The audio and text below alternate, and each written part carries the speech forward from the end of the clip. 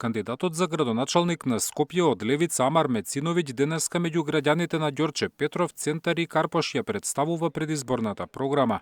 Во фокусот се јавниот транспорт, загадувањето и работата на градските комунални претпријатија. Број еден приоритет ќе ни биде јавниот превоз, негово санирање и потполно давање на едно севкупно решение за скопјани, понатаму борба со загадувањето на воздухот на повеќе фронтови и крајно тоа што вашите гледачи треба да го знаат, ние нема да дозволиме било каква приватизација на претпријатијата на Скопје, напротив, планираме да ги окрупниме нивните капацитети, затоа што веќе некои против кандидати мои, тоест преку премиерот Христијан Мицкоски најавија приватизација на КХС и на Дрисла.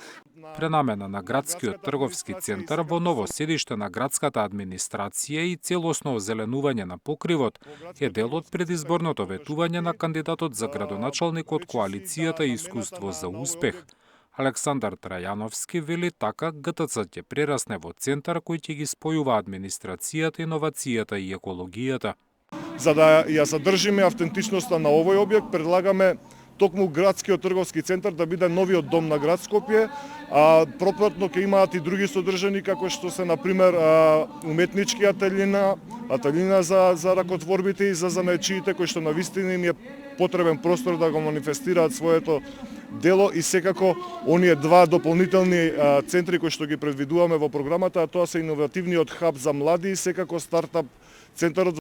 Независниот кандидат за градоначалник, поддржан од ВМРО Александар Рашковиќ, најавува спортски проекти.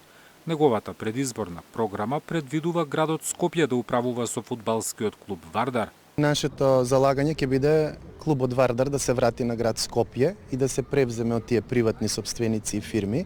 Замислете што би се случило кога Звезда и Партизан би се зел од градот Белград, општ хаос би настанал. Така да ќе го вратиме на градот Скопје. Градот Скопје има секогаш буџет за спортски активности, има и посебен сектор таму.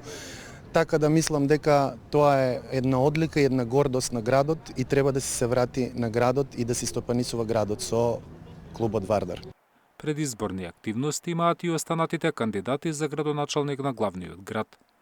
Зоран Јаневски, Сител телевизија.